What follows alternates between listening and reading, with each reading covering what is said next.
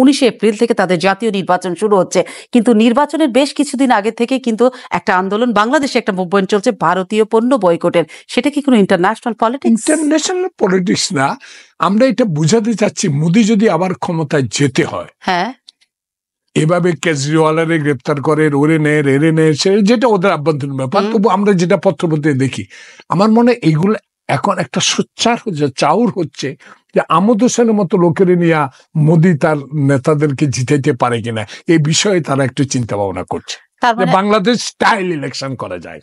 তার মানে আপনারা চাচ্ছেন যে এন্টি মোদি আপনাদের অবস্থান? আমি সে কথা বলতে চাই না।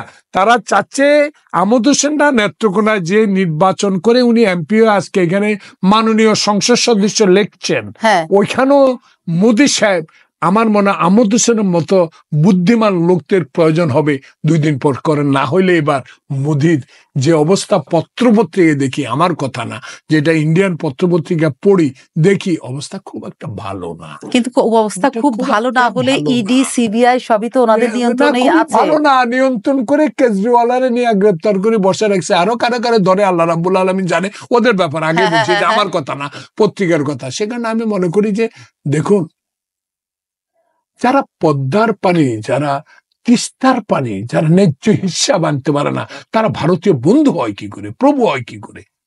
হওয়া উচিত না। তাই তাদের রিজাইন করা উচিত। একটা নিরপেক্ষ নির্বাচন মাধ্যমে একটা দল ক্ষমতা যে আসুক, তারাই আসুক, তখন প্রমাণিত হবে কে ইন্ডিয়ার বন্ধু, কে শত্রু। কেউ শত্রু না, শত্রুতা চাই না, বন্ধুত্ব চাই, যে বন্ধু আমার তিস্তার পানি দিবে। বিজেপি আবার ক্ষমতায় আসলে সেটা কি ভবিষ্যৎ বিএনপির জন্য কঠিন হয়ে যাবে? পরে এটা বলবো, আগে ইলেকশন শেষ হোক। কিন্তু ইলেকশন তো শেষ হয়ে যাবেই না, হলেই তো তাদের জরিপগুলো বলছে আবারও মোদি ক্ষমতায়। আমোদ হোসেনের সরকার নাকি? হ্যাঁ, এটা কি আওয়ামী লীগ সরকার নাকি? ভোট হবার 15 দিন পর ভোট গণে। আর আমার দেশে যদি আল্লাহ না করুক ভোটের দিয়ার ভোট কইরা সন্ধ্যার মধ্যে ভোটের বাক্স যদি কোনো মতো টিএনও অফিসে বা নির্বাচন অফিসারের রুমে রাখে, আমোদ হোসেন রাখবো? যারা বিচারপতির এজলাসে লাথি মারতে পারে, যারা হাইকোর্টের অঙ্গনে ময়লা ফেলে প্রতিবাদ করতে পারে, তারা এই দেশে গণতন্ত্র বিশ্বাস করে, আবার ভোটের বাক্স বিশ্বাস করে। যে দেশে আপনি বলছেন ভোট কি হয়, দেখেন 15 দিন ভোটের বাক্স ফালা রাখে, ওদের স্ট্যাগার্ড ইলেকশন হয়, একসঙ্গে কিন্তু গণতন্ত্র তাদের সাথে থাকবে, আমার দেশে থাকবে না। এটা তো হতে, আমাদের দেশের গণতন্ত্র নষ্ট কে করেছে? তারা ওই যে আগে বলছি বুদ্ধি সব তাদের। হ্যাঁ, মানে ভারতরা আমাদের গণতন্ত্র নষ্ট করেছে, ভারতীয়রা আমাদের দেশে। আমার ব্যক্তিগত মত হলো ভারতীয় যে বুদ্ধি এবং যা একটা সংগঠনের কথা শুনি, তাদের বুদ্ধি নিয়ে চলার কারণে বাংলাদেশি ভোটাধিকারটা হরণ হচ্ছে, বাংলাদেশি সুষ্ঠু ভোট হচ্ছে না, এমন একটা ভাব জনগণের মধ্যে জন্মেছে। বিদায় জনগণে ফেসবুকের মাধ্যমে, জনসংযোগের মাধ্যমে বলছে ইন্ডিয়ান জিনিস বয়কট করো।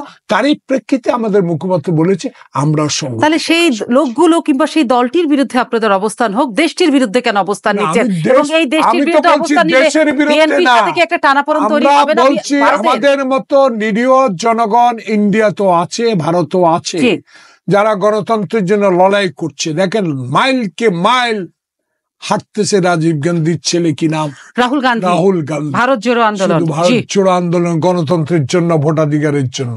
তাহলে তাদের দেশে সুষ্ঠু ভোট হইব, আমার দেশে সুষ্ঠু ভোট হবে না।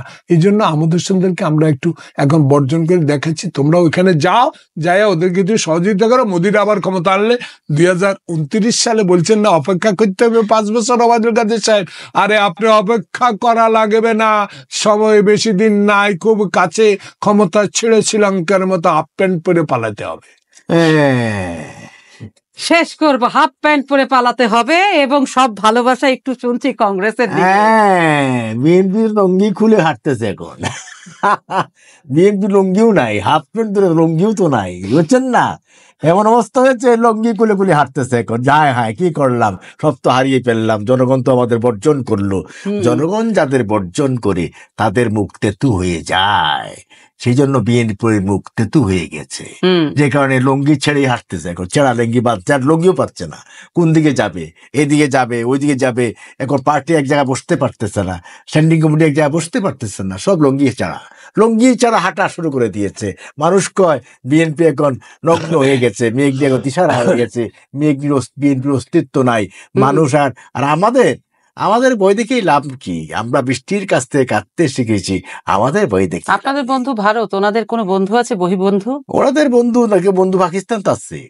এতদিন না বললেন আমেরিকা, এখন পাকিস্তানে চলে গেলেন। আমেরিকা দুনিয়ার সবাই, হ্যাঁ? আমেরিকা আল্লাহ, হ্যাঁ? আমেরিকা আল্লাহ, তার মানে ওনাদের আমেরিকা জনগণ- আল্লাহর মা।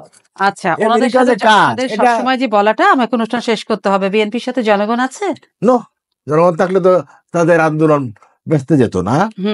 ওনাদের ইলেকশন আন্দোলন ভেস্তে কে দিয়েছিল, জনগণ না সরকারি উইংস গুলো? জনগণ, হ্যাঁ, জনগণ, জনগণ। জনগণ। জনগণ তো 28 তারিখে ছিল, কোথায়? 8টা বিভাগীয় সমাবেশেও জনগণ ছিল। ওই তো মানুষ মারছে, পরে জনগণ তাদেরকে ঘৃণা করছে, ত্যাগ করছে, পুলিশ মেরে ফেলেছে, আগুন দিয়েছে। কাজে পুলিশ মেরে জনগণকে গাড়ি দিয়ে, অর্থাৎ পুরা নীতি, দেশ পুড়ে দাও, দেশ পুড়ে দাও, জনগণকে পুড়ে মারো, পুলিশকে মারো, এই টিকা যারা করেছে, এই সমস্ত সন্ত্রাসী পার্টিকে জনগণ কখনো গ্রহণ করেনি। নির্বাচন 7 জানুয়ারি 2024 সালে 7 জানুয়ারি ল্যান্ডস্লাইড ভিক্টরির মধ্য দিয়ে তার